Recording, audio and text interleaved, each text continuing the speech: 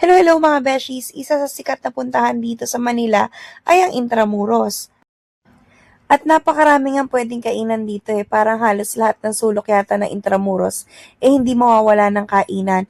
At ang isa sa marerecommend ko sa inyo ay ang Patio de Conchita. Matatagpuan yan dito sa likod ng Manila Cathedral. This place offers Filipino food and cafe favorites. Ang daming ang food choices Para siyang karinderya style.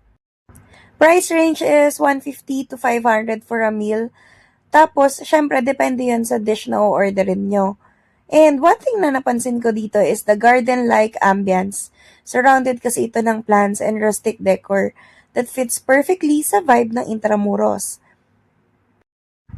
Konti lang yung tao noong nagpunta kami rito kasi naman super late lunch na kami.